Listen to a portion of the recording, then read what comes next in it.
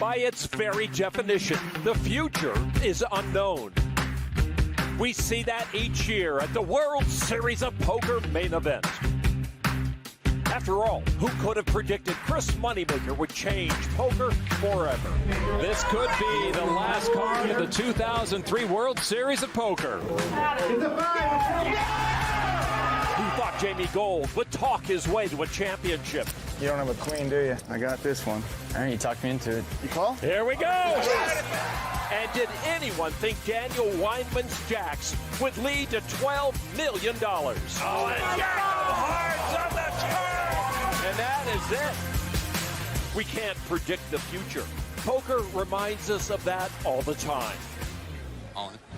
But when you enter the main event, when you sit down for $10,000, when you chart your course to day 5 and beyond, there is one guarantee.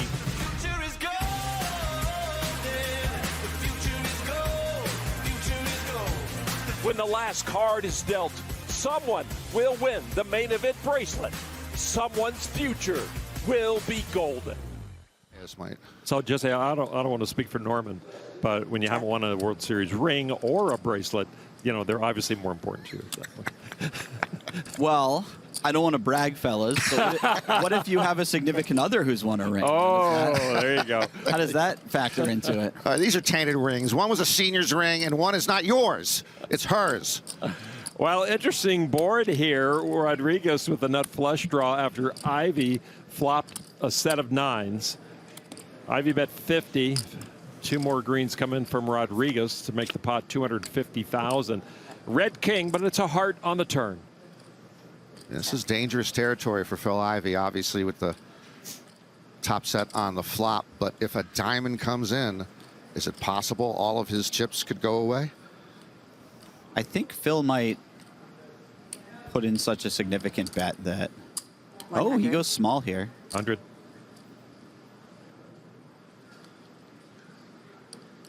Call. And now that issue is on the table. Yeah, because he did go with the small bet. You see what he has behind.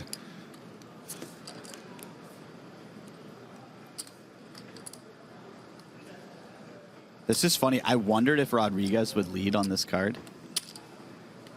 I'm not sure 180 is the bet. if this is a thing in theory, but it's just so hard for him to find bluffs that it makes some sense. Unfortunately for him, he runs into a very strong hand, and Phil won't be folding. Phil got the nearly the full double. Interesting line, interesting play by Rodriguez. Yeah. Phil Ivey, as mentioned, almost a full double up there. Over at Alani's table 3. Huey all in for 230 with ace-9. Fabian Netterreiter with the pocket pair, looking for the knockout. When you're all in at this stage of the tournament and called, and you have ace-9, you're very happy to find the other flip. And a 9. She caught a break. Netterreiter just with 8s, and so now it's Netterreiter looking for one of the 2 remaining 8s to knock out Lonnie. Well, that's going to work pretty well. How about another 9? Still, the 8s are the outs. How about a tray and a double up for Lonnie Huey? Let's go. Lonnie walked by me the other day in the hallway, and she's still thinking about giving me the Twitter handle. You know, it's not out of the question. Luscious Lawn, though, will double up. Mostly because he stopped coming here, and we do have an all in here from Ewing. All in. Ace deuce. Rodriguez all in with pocket trays. So 2 stacks up for grabs. Yakar Galper from Israel. I have 155. Small blind. Ivey's in the big blind. Ivey's putting chips forward, and Ivey with pocket kings. Back-to-back monsters for Phil Ivey, and here with a double knockout potential and a huge pot. This could be an unbelievable start to the day for Phil. Fortunately, I haven't used it until now. Must have had looking down at those kings, even if you're Phil Ivey, who's been in this position several times, no doubt, but in the big blind with 2 shoves in front of him. And he had dropped down below 20 bigs. such a short while ago. We saw the big pickup with the Hold it. set of nines, and now he will just go well beyond 1 million chips One time. if this holds up. You got two. Yeah, working towards an average stack. One time, baby. One time. Guys, they're both Freeze using on the it against window. you. Tough to die. And as a corollary, what a terrible feeling for Rodriguez, who came in with a healthy stack today, bluffed off a bunch to Phil, and is now a 4-to-1 dog. Oh, and a third king for Ivey. 2 clubs. Ivey's got the king of clubs. And you look at the 2% and the infamous less than for Rodriguez. I think we're all in. If you got a less than by your cards, that's not is not tough. good. I'm out. Good Okay, game. guys. GG. I'm out. I'm out. A double knockout at the main luck, featured table for Phil Ivey to start day 5. double 2 one time. entrants got us over the finish line. And we've got big hand and all in for the queens against ace king. Abraham Tanu with the queens at risk. I like this 3-table setup today. There's nonstop action, it feels like. Yeah, we got the hole cards on this 3rd table, so there you go. You're welcome. Gregory Fournier looking for an ace on the river, and it comes. Abraham Tanu out of the main event here on day 5. Well done. Good run. Okay, all in. Lonnie's all in. Oh, Ace no. Jack and Giordano with queens. Oh, there we go. Oh, Lonnie could do it again. A lot of life to Lonnie.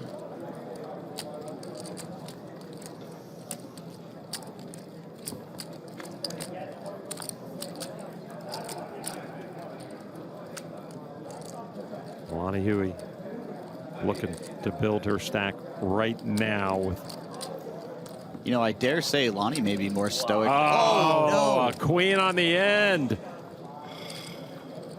Payout, table C. That was heartbreak. Marcello Giordano does the dirty deed with a queen on the end, sending Lonnie Huey to the rail. Oh, wow, a clash of titans here, both in players and hands. Mateos with kings. Barry, the biggest stack with aces. Already $1.4 million or so in the middle. Queen high flop against these 2 monster hands. It looks like Barry found a 4-bet pre-flop, and Mateos called, I would imagine, based on the size of the pot and their positions. And the one saving grace for Mateos is the presence of the queen on the flop. 425. Diminishing the chances that Barry has pocket queens? Or just, you know, if you're in Mateos' shoes and Barry keeps betting, you're like, well, now I can't beat aces or queens. Also, the queen might, just the fact that these are 2 of the absolute biggest stacks in the tournament, they want to play a little more careful against each other. The presence of the queen and the fact that either one could have pocket queens. Right. Okay. 4-bet by Barry confirmed. So these Free are flop. 2 of the biggest stacks in the room. Any paint left? 10, also an interesting card, not just because players could have pocket 10s. Mostly Mateos would have the pocket 10s. I don't think Will Barry would be 4-betting too often with them.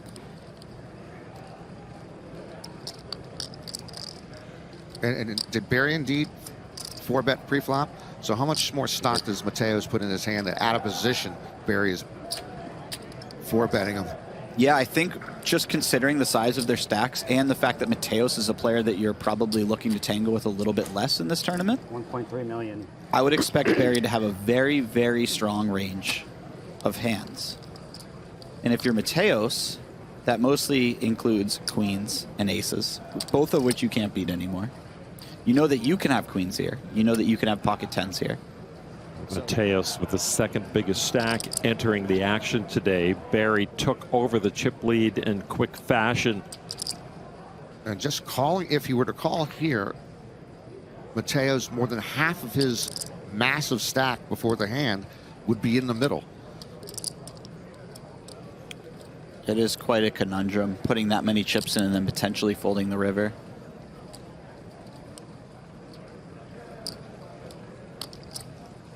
Yeah, that does have to figure into his thinking about having to face a river bet as well. Mostly because Will is almost exclusively representing hands that are beating pocket kings right now. And they know who each other are. Don't doubt that for a second.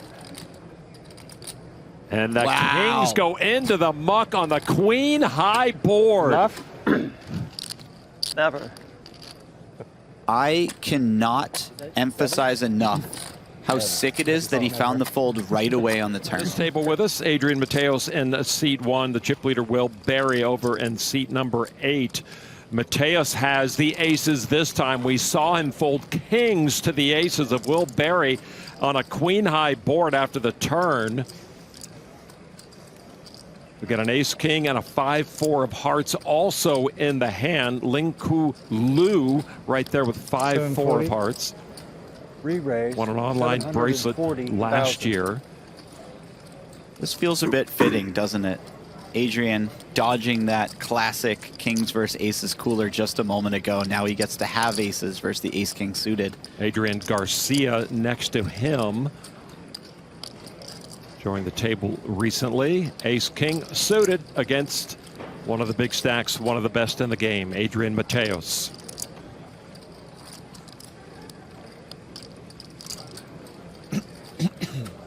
And when you're facing such a capable player's 4-bet, you have to imagine ace king suited becomes a great hand to 5-bet shove. There's so much money in the pot already.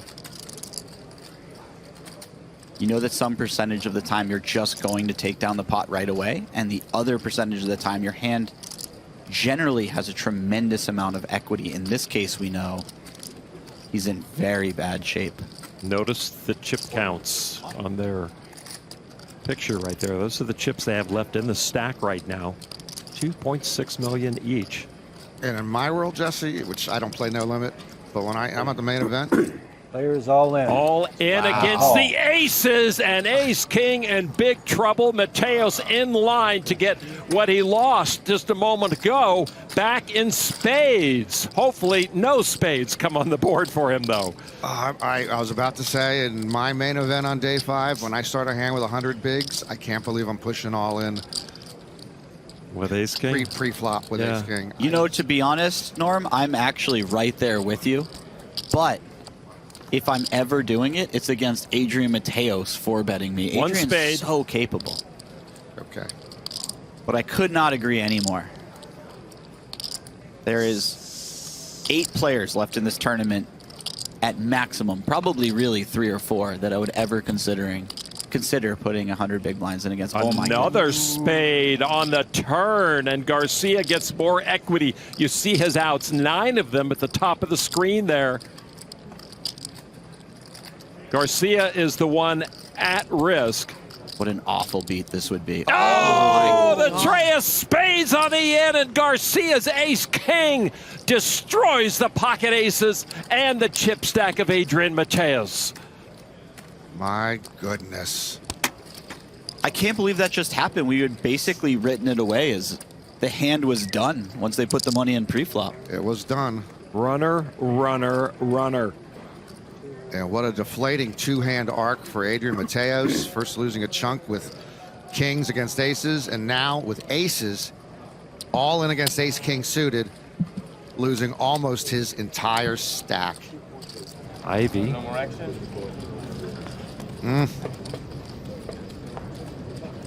Ivey with jacks against ace queen. And the river card was an ace to knock out Phil Ivey. Galper doing the deed that nobody could do. Phil Ivey gone on day 5. Oh no. Oh. Mateos at risk with deuces against the pocket 7s. Tres. James Tian on his No left. sale mucho.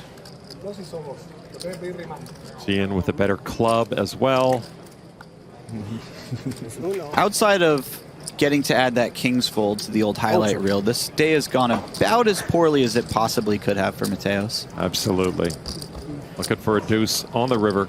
Doesn't get it, and that's going to do it. The man who came in with 4.5 million chips to start the day and then ran into the aces, had to fold that, and then lost a monster pot with aces. Adrian Mateos gone on day 5. Wow, and in true Oh my goodness. brutal fashion, No. It is. No. this is unbelievable. PokerGO all in with kings and Raymond Shu with aces.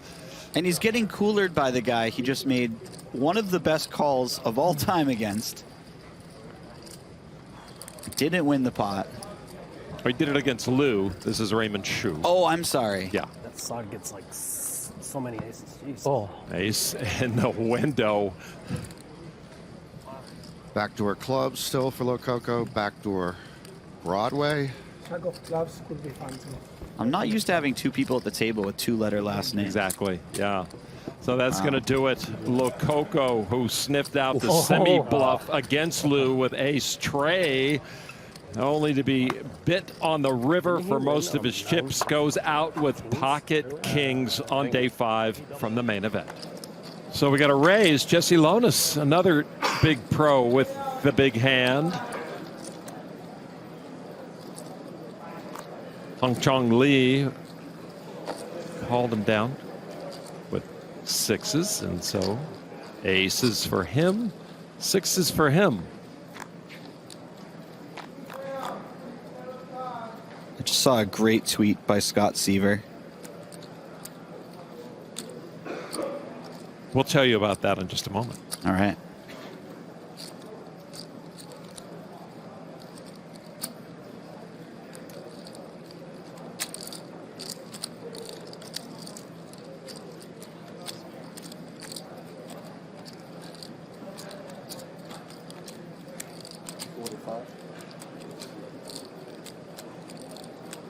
Jesse not worried about the paired board. 2-time bracelet winner.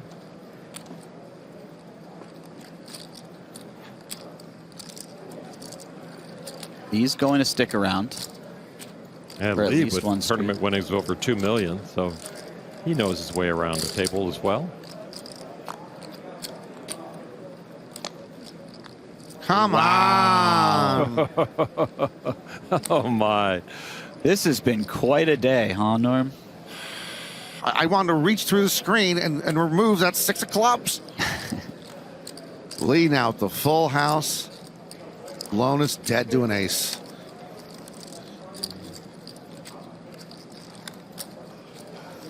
How does Jesse play this? This is low jack versus hijack. Jesse expects Lee to have very few 4s. Maybe just ace-4 suited, of which Jesse blocks one of the 2 combos. And then Lee has a bunch of kings, so just continuing to fire, probably the best route. Get the maximum from a king, give them 0 chances to ever pot control if they have a hand like king 10, king jack.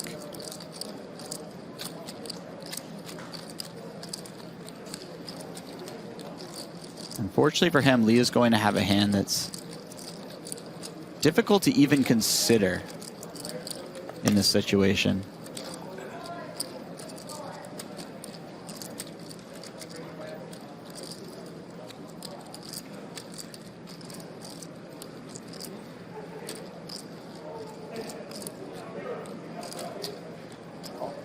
Just a call from Lee.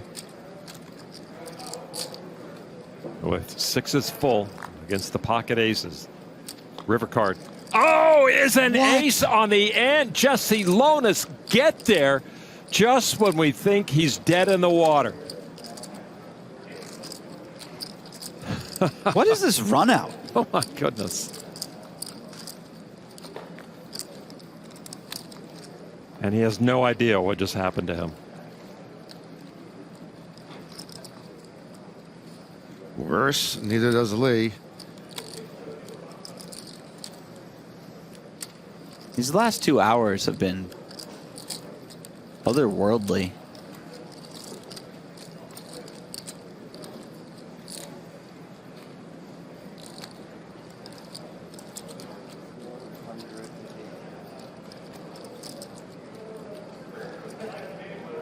Now Lee faced with a bet half his stack.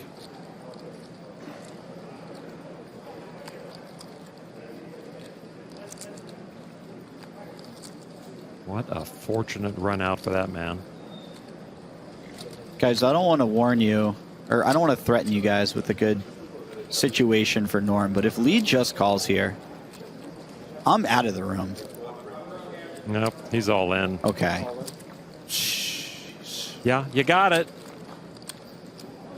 And a call. 6 is full, no good. Ace is full, knocks out Hong Chong Lee from the main event. And he can't believe what just happened. Neither one can. Just brutal for Lee. That's Apple Landerman. I don't think so. From Maui.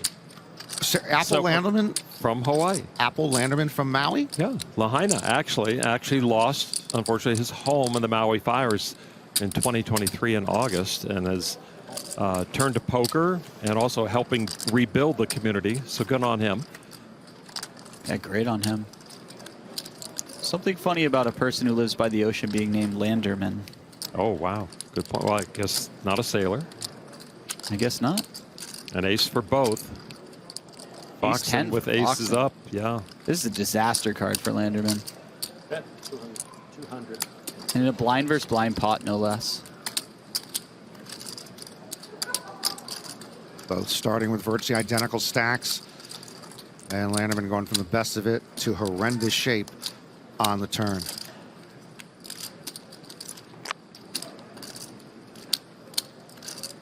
How does Chrissy want to play this? If she raises here, she would be able to get all of the chips in by the river. That's the calculation. Top 2 for Chrissy B. That said, aces up are often a good hand to slow play. Just because you have so much of the board, it's more likely your opponent was bluffing. If she had a hand like pocket sevens, where it's more likely that her opponent has a hand like ace queen, then you tend to want to raise something like that. But top 2 blocks a lot of your opponent's value. Landerman has the action. You just never know, you know? Did they hit their kicker as well? He's going to find out. Bet 320. Lavenders are worth 100K each. And this is a very small bet into a 1,000,000 chip pot. Chrissy's going to see through this and put in a significant raise, I would have to imagine. Then the squirming will begin.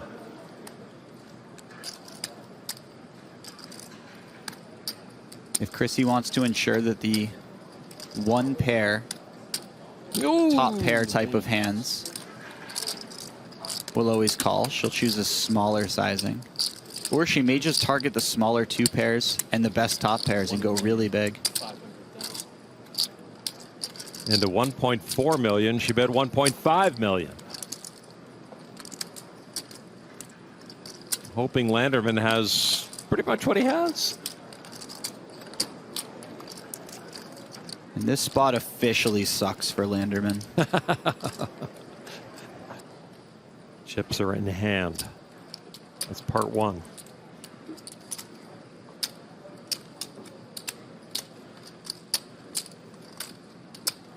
Call. Call. Wow. She turned it over with. Oh.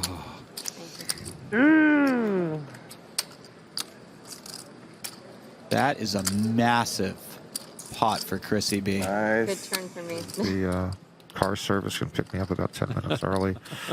I just don't understand what's happening in here. Raise 310 is the bet. Hashem getting it in bad. Not all of it, but 3 betting with the ace jack. He's been a little quiet. We haven't been at this table a lot, but Yeah, he is start getting antsy if you don't play a hand for a while. a little bit of that. Also, not the worst choice for a hand to 3-bet bluff from the small blind. It's going to look worse because Fam has ace king. Yeah. Might have been the right thing to do in the right time. But to his credit, Fam only called, which means that Fam expects him to have quite the strong range here. Oh, this is going to be costly. Ace on the board.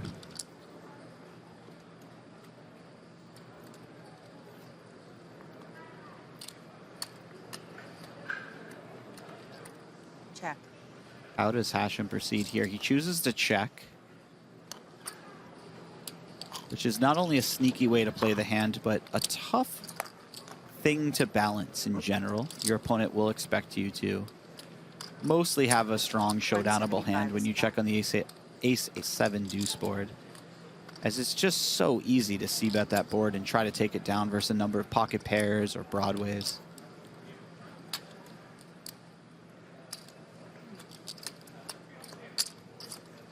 I wonder if Dad's close by. He has been close by. We haven't really picked him out of the crowd at all.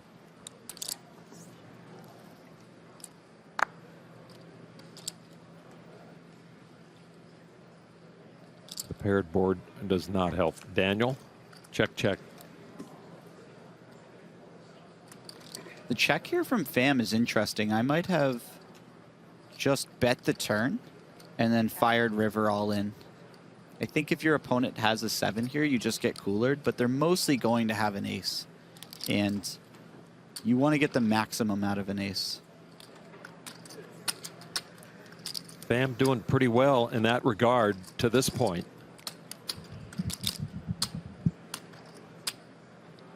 Sort of interesting that Hashem bet the river. This allows Pham to make the decision whether or not money's going to go in the pot. And he's going to play somewhat perfectly against ace-jack. If he has something like ace-8 suited, he might just check back river. But if he has ace-queen or better, he's going to bet. So when you're Hashem, you almost want to value bet here just to ensure that you get the maximum amount of money against a weaker ace, and you don't just get value owned whenever they have a better ace. That said, if he feels like his opponent was just bluffing and shutting down on the turn, this gives him another opportunity to fire at the pot. Now he's got the small chips in hand, so just riffling to think.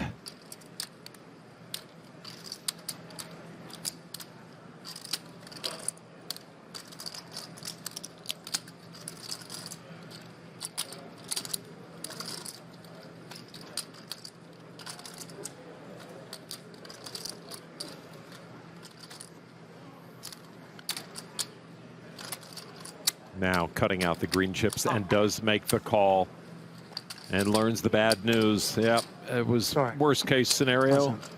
Considerably in 20 years. Yeah, Stu Unger had a big gap between, Yeah. his last bracelet. Ace King against Ace Trey. Medic all in with the Ace King.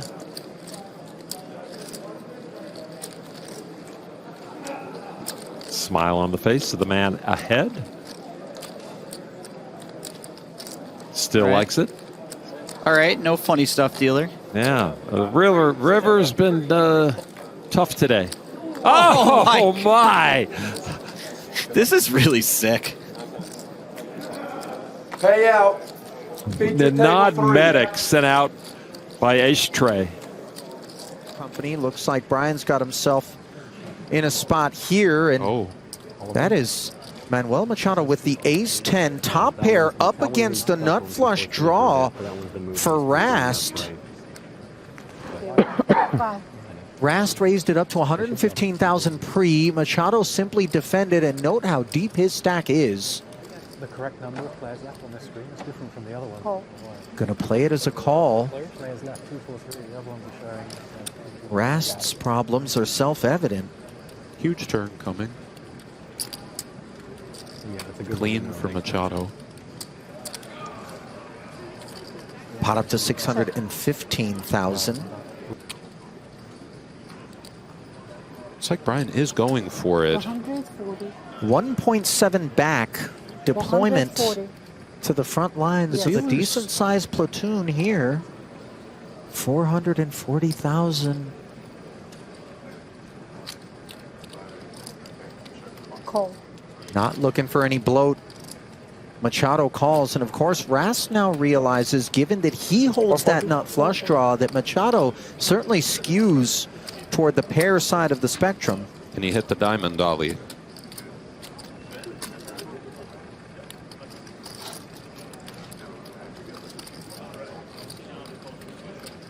He can hit. Oh my. Rast sweet relief in the form of the nut flush. A board pairing diamond, but unclear whether or not full houses would be assigned across the way as played. Random-ish, let's say, a 1 diamond offsuit hand. But let's see. Rast working with a bit of a porterhouse here. 1 million. Goes for an even million, Ali.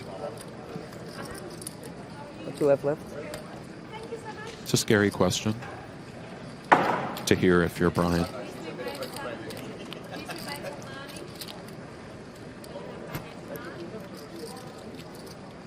And for Machado, some of the calculus here involves whether or not he thinks Rast would behave this ambitiously with something that can't beat the ace-10. Yeah, I think we fall to the value.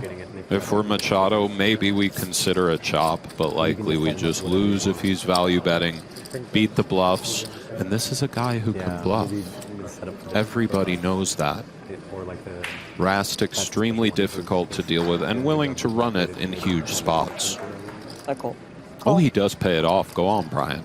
And how about that for an infusion of chips into the Hall of Famer stack? Yes. It's on Shaw, and we see we're not mulling it over preemptively, perhaps. He's in the big. 3-bet from Shaw. No, it's gone. So a lean from the ace-8 suited. And is that red no, by the way, Ali? Yeah, I believe it is. Okay. And for Tryon with King-Jack off, what does he want to do? By the way, you remember the movie Demolition Man, right, with Wesley Snipes? I do remember that movie. By the way, Tryon is in. By the way, the last name, the shades, the mohawk, this feels like a bouncer from the year 2034. He's extending a little rope. Or perhaps extending rope isn't the right way to say it, but he's treading lightly. King-Jack doesn't bite. Takes a free pull at the turn, which puts a 4-liner out there along with backdoor spades.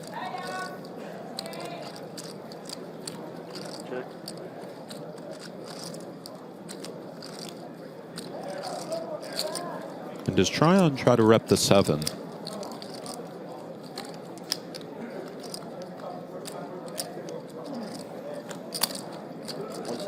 He is throwing something out there. In Mr. Tryon's kit here. We kind of double block the 7 as well. Hands that might open and call a 3-bet. Could be ace-7 or 8-7 suited. Oh, and trip 8s on the river will definitely keep Shaw interested in showdown as the pot grows to 1.1 and an unanticipated line by the pre-flop 3-better out of position. Yeah, it's a kind of range-aware sort of flop check, though. And for Tryon, no spades are good. We have clear... Did he say all in? He did say all in. And by Shaw the way, is standing, Ali. He's covered.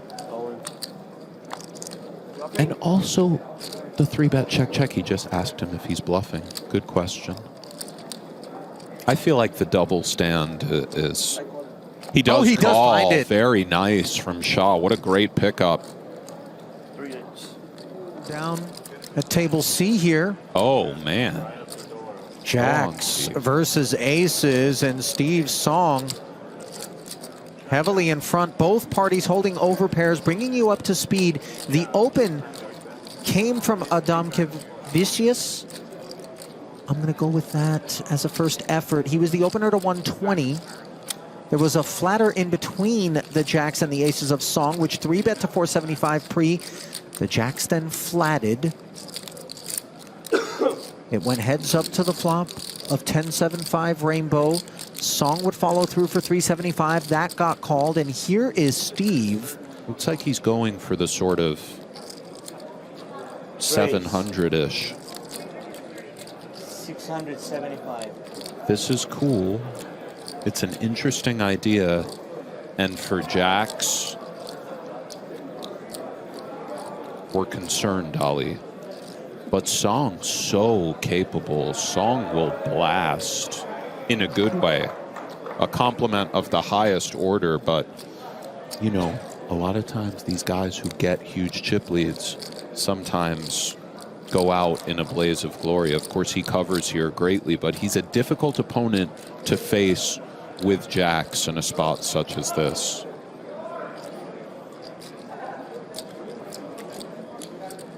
It's not a ton. Does have the call in his hand. He is calling. Huge river coming, albeit likely going Steve's way. I believe that's official, yes? There it is. Now, if this river doesn't change texture. Let's see, if we may.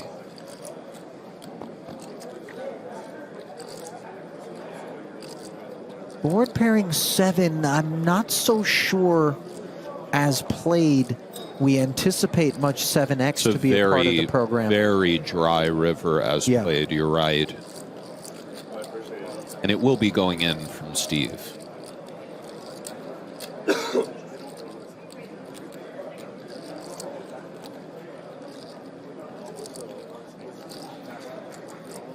All in. So there's the request for the rest of the Lithuanians' tokens. I haven't clocked somebody in many years. Not saying I'm against it.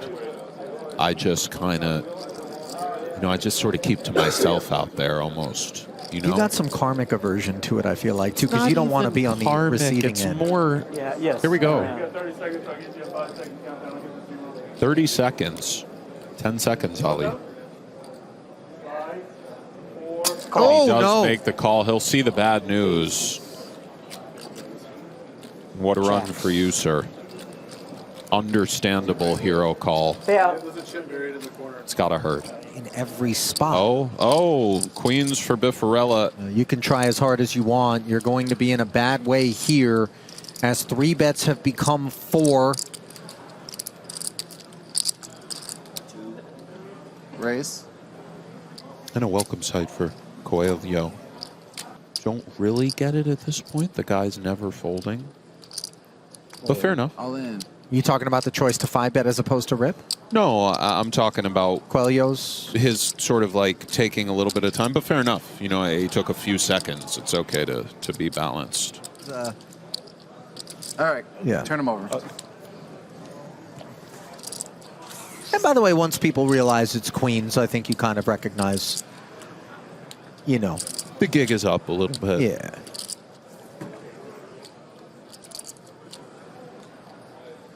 Well, it is what it is. Queens v aces. 4.4 in the middle. The hand that is behind is covered. We haven't seen a crazy beat tonight yet. And it looks like we're not. Although he's got the ace-jack-queen going. But the light is dimming for Biffarella. It's got to be king 10 exactly. Or queen-queen. It is the 10. It's quite a card. Well, from drawing dead to drawing live. Is a king available? Could we see a stay of execution?